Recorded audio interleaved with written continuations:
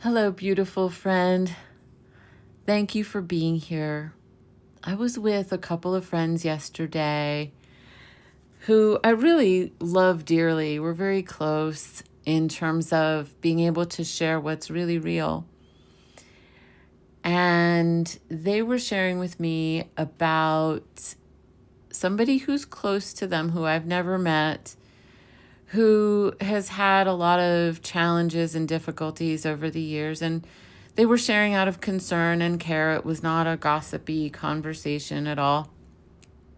And I found myself kind of leaning back into my heart and holding a gentle, loving space, like a bubble of love for this beautiful woman that they were telling me about.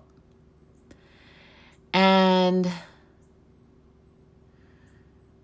after they felt complete with what they were sharing, I said, "Do you pray? Do you believe in prayer?" And these are people who are spiritual, but I don't really know their, all of their beliefs about prayer. And they were kind of like, well, in our own way, very different than when I was little, very, not like ordinary people might do it. And so I said, if it's okay, I'll share what I was doing while you were sharing with me about this person that you love.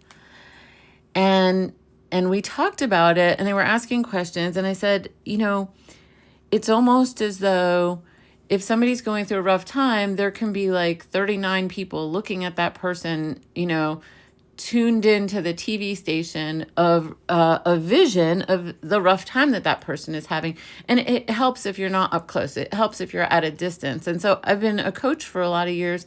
And that's one of the advantages of coaching is you're not like on the field. You're not being tackled with the players. You're on the sidelines. I'm not a football coach, but same idea. It's so much easier to see wellness and perfection and wholeness. And I don't mean perfectionism. I mean just the beauty and magnificence of a human being and their happiness and health and well-being when you've never met them. It's easier.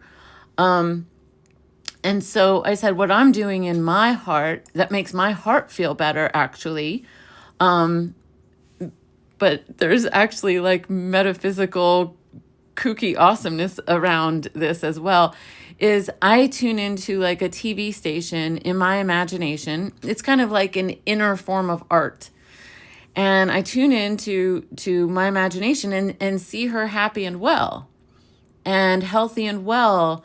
And if I was by myself, I would have even envisioned my friends coming up to me and saying, "Oh, this person that we love so much, she's doing really well." I wasn't doing that in the moment because we were, I was just sitting there holding space in a loving way in a TV station of healthy and well, in a very general, loose way. The way that you might notice, like, I don't know, if there was a puppy sleeping in the room, you're like, "Aw," like there's just a sweetness that comes into your heart. And I said, I believe that since our hearts are all connected, I do believe that love connects all of us. And I believe that a lot of creativity, including leadership and business and different things that we do in the world, those are answers to people's prayers often. That when our hearts are listening, well, what are they listening to? And so when we need a prayer, we tune in and we call in a better experience. And when someone else needs a prayer, we call in a better experience for them. So I said, it's like I'm tuned into a TV station that makes my heart feel good because I'm seeing a possibility for her that is in the infinite field of possibilities. It is a possibility. So I get to be somebody who holds that for her. And I think that more people who do that for her, the better chances she has of tuning into that frequency, of tuning into that TV station. And as we talked about it, I could tell that my friends were like they were like enjoying it, and I could feel them kind of joining my frequency, my prayer about it, and because they wanted to, not because I was trying to convince them that they should. It was a really beautiful conversation. But what happens when people are open is that if someone's got like a stronger sense of like vibrational coherence, like in those cymatics machines, those are those with the sand on them, and they'll put like music below the machine, and the sand will form into different shapes. So I believe that love is our greatest superpower. I believe that miracles are possible. And whatever prayer is for you, I want to invite you to just allow love to be bigger than whatever the situation is. I'll give you one tiny other example. And this is one of the things that's really different here contextually in terms of our culture is that this is not like the way that modern medicine has taught us to like focus, focus, focus.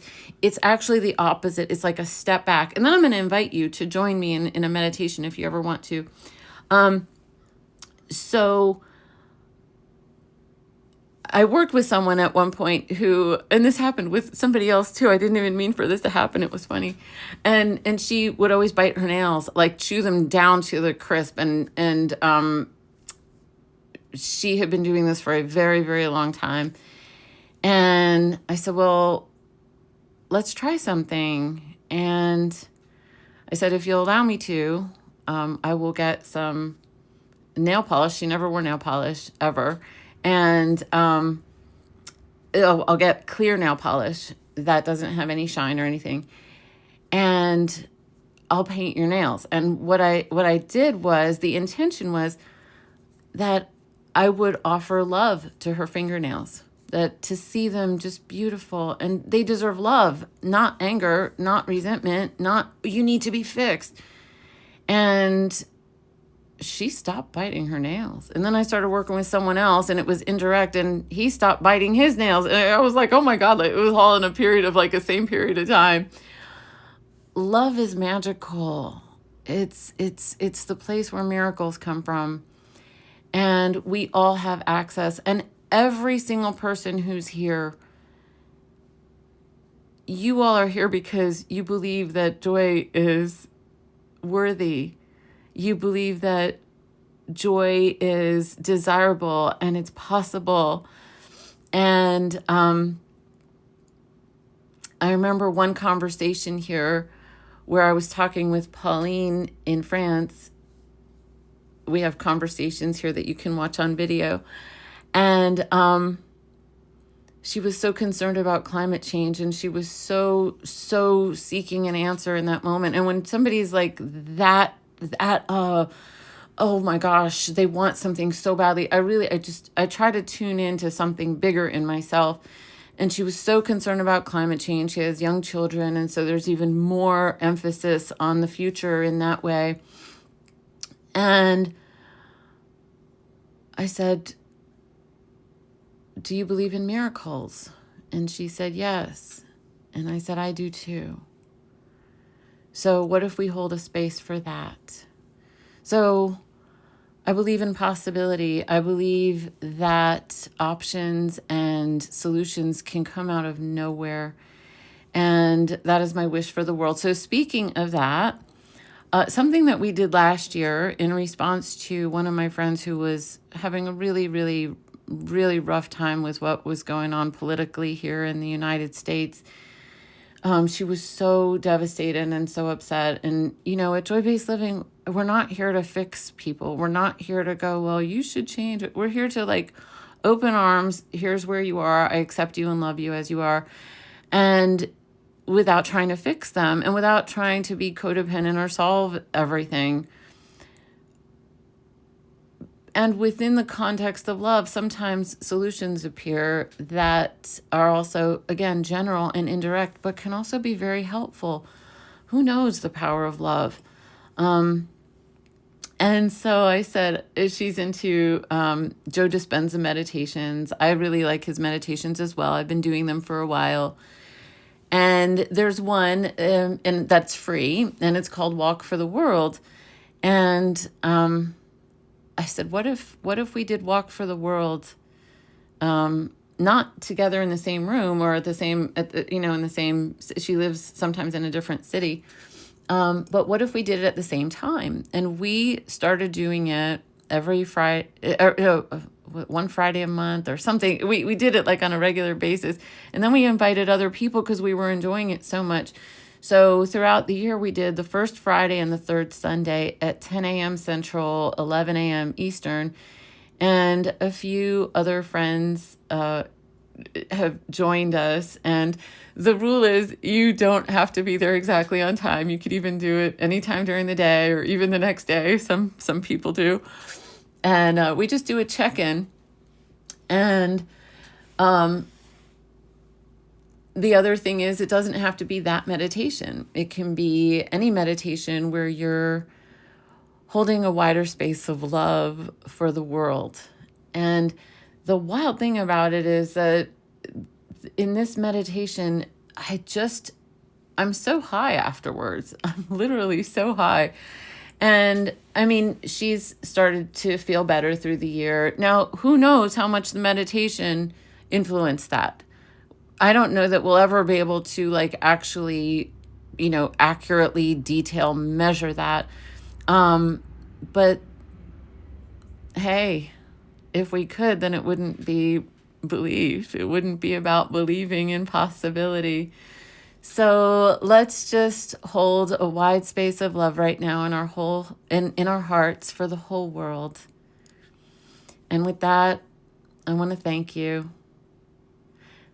for being in this journey with me. And I'm looking at this image right now, which I forgot to look at the whole time. It's a train car from the chakra locomotive steampunk chakra series. And this is the heart car. And it's where we bring belief and prayers and love more alive, more united, more beautiful than ever. Thank you.